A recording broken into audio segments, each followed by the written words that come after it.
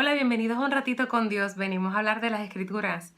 Esta semana, del lunes al jueves, nos dedicamos al capítulo 12 de Marcos y me gustaría tratarlos juntos porque hay un tema que me encantaría tocar en ellos. Bien, comienza con una parábola y luego continúa con varias conversaciones con diferentes figuras dentro de la comunidad judía. Bien, y de alguna manera la parábola encapsula esa comunidad judía. Bien, estamos hablando en el capítulo 12, los versículos 1 al 12, es la parábola de el dueño de la viña, ¿no?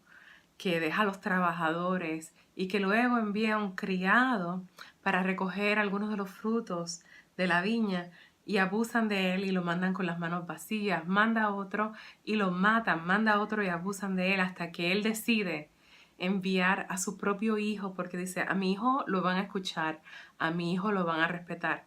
Y luego cuando llega el hijo lo que hacen es que conspiran porque piensan que al matar al heredero se pueden quedar con el terreno, ¿no? Para ellos mismos y lo matan. Y entonces Jesús termina esta historia con la pregunta, ¿qué hará entonces el dueño de la viña?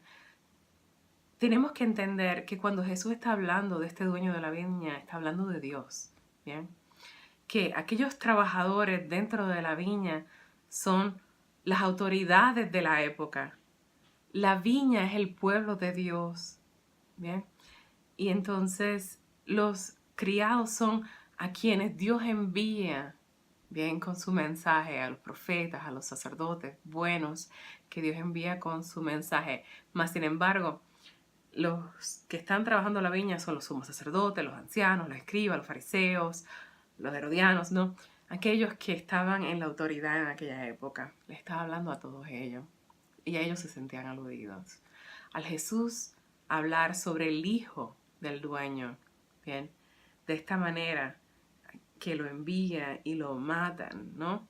Está hablando sobre el complot que este mismo grupo tenía en aquel momento de agarrarlo a él y de matarlo a él, ¿bien? Y ellos se ven al descubierto, se encuentran desnudos ante esto, ¿no? Porque sabe que está hablando de ellos. No se atreven a hacerle nada a Jesús entonces, ¿bien? Entonces, estamos hablando de un estado actual de la viña, ¿no? Donde estas autoridades, estos trabajadores estaban abusando del pueblo de Dios, ¿bien? Y vamos a ver un poquito cómo, ¿bien? Los explotaban, les exprimían para que ellos pudieran vivir con lujos y cómodos, ¿bien? Y de alguna manera imponían más tributos, más impuestos, más reglas, ¿bien? Al punto que estas reglas oprimían. Para el tiempo de Jesús ya habían cerca de 613 reglas, ¿bien? En la ley judía. Y ya esto era algo insostenible, ¿no? Bien, seguimos con los versículos 13 al 17 en Marcos y estamos hablando de el tributo al César. Bien, ellos sabían muy bien que ellos, especialmente los judíos, estaban bandeándose en dos mundos, en el mundo de Dios y en el mundo del César, de los romanos, bien. Entonces, sabían que podían entrampar a Jesús y mandaron a unos fariseos y a unos herodianos, ¿no? A unos seguidores de Herodes, a que le pusieran esta pregunta a Jesús, ¿bien? Si es justo, si ellos tienen que pagar el tributo al César, ¿bien? Si Jesús decía que sí, entonces iba a estar en contra de la ley judía y ellos tenían una razón para írsele en su contra, ¿bien? Y hacerle cargos a Jesús, ¿no? Si él decía que no, entonces él estaba en contra de Roma y había una manera de buscar que Roma lo detuviera y lo matara. Bien, entonces ellos estaban buscando la manera de cómo atacarlo.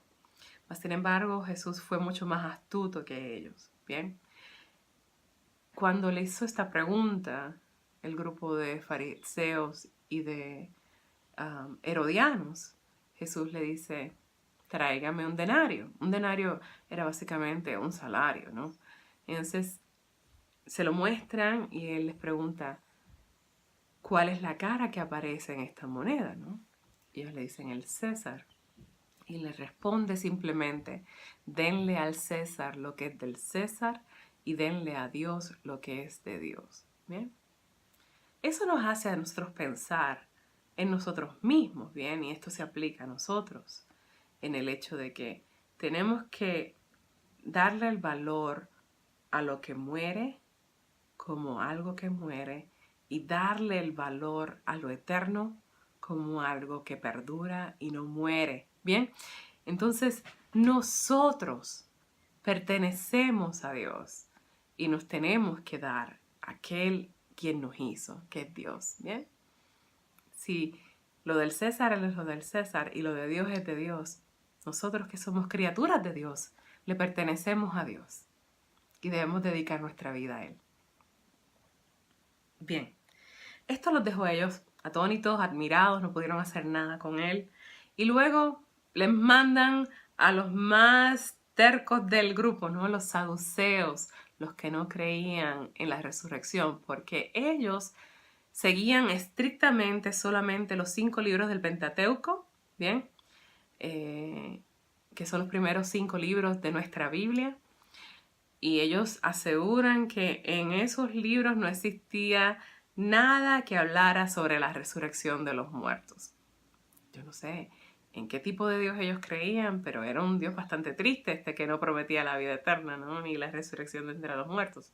Bien, Jesús les responde a esto, pero de la manera que ellos quieren atacar a Jesús es con la historia de esta mujer que se casa con uno de 7 hermanos, que muere y sucesivamente va casándose con cada uno de los hermanos hasta el 7º, ¿bien?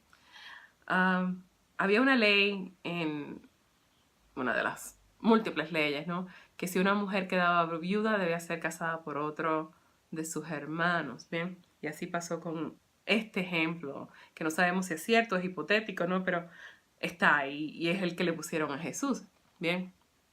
A esto Jesús sabe muy bien por qué le están preguntando esto, ¿bien? Entonces, la pregunta que le hacen estos saduceos a Jesús es, el día de la resurrección, el cual ellos no creen, pero le están preguntando sobre él, cuando resuciten de entre los muertos, está hablando de los 7 hombres y de esta mujer, ¿cuál de los 7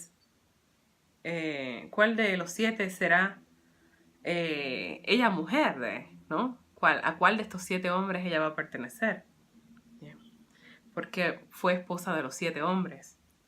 Y a esto Jesús le dice que están en un error, bien, porque no entienden las escrituras ni el poder de Dios.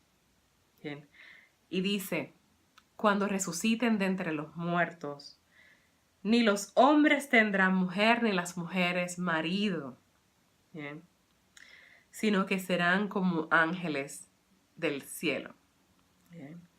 Entonces, les está diciendo, y ustedes no creen que los muertos resucitan, pero les citó de su mismo Pentateuco una parte del Éxodo donde dice, yo soy el Dios de Abraham, el Dios de Isaac, el Dios de Jacob.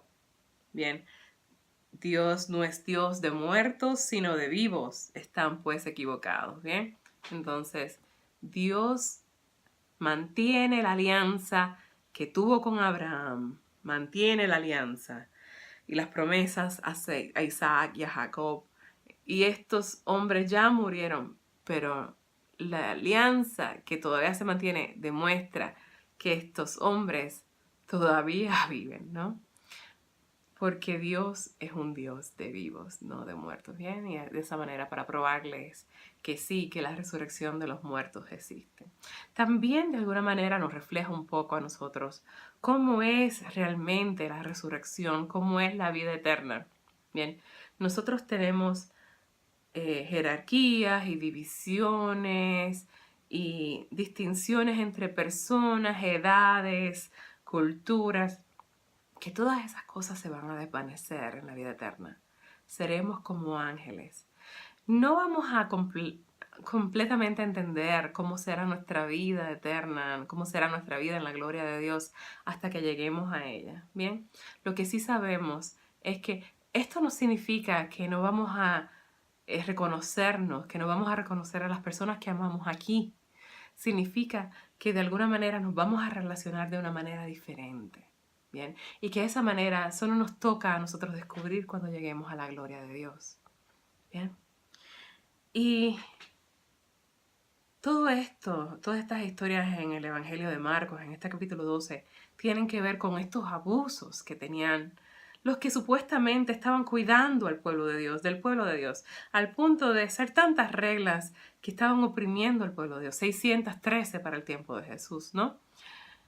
Entonces, finalmente se le acerca a Jesús, tuvo otro encuentro con un escriba, pero este fue un encuentro diferente porque este escriba estaba con un corazón sincero, ¿bien?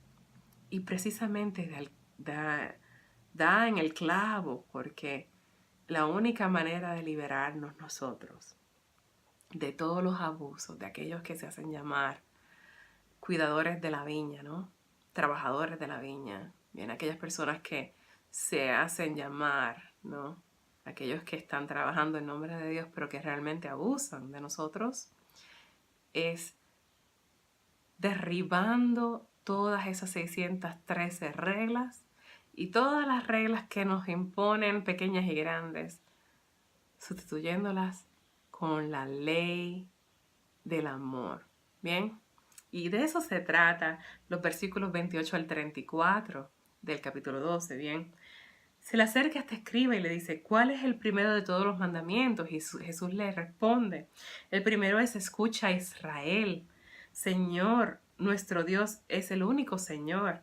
Amarás al Señor tu Dios con todo tu corazón, con toda tu alma, con toda tu mente y con todas tus fuerzas. Y el segundo es este, amarás a tu prójimo como a ti mismo. No hay ningún mandamiento mayor que estos. Y esto resuelve todos los abusos, toda la opresión, todas las cadenas por las cuales estaba subyugado el pueblo de Israel. Y también nos aplica a nosotros, porque seguir la ley del amor también promete liberación para todos nosotros. Bien, tan sencillo como es.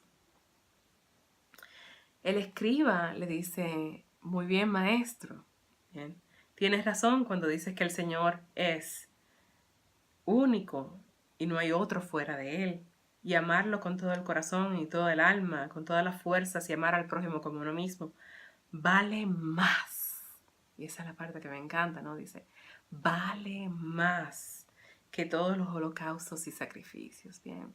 Entre todas las reglas era, si escupes, tienes que matar una palomita. Si haces tal y tal cosa, tienes que hacer esto con un cordero y tienes que dar 3 vueltas y brincar 5 veces. No, quién sabe, no. Estoy inventándome esas cosas, pero a veces eran tan específicas como eso.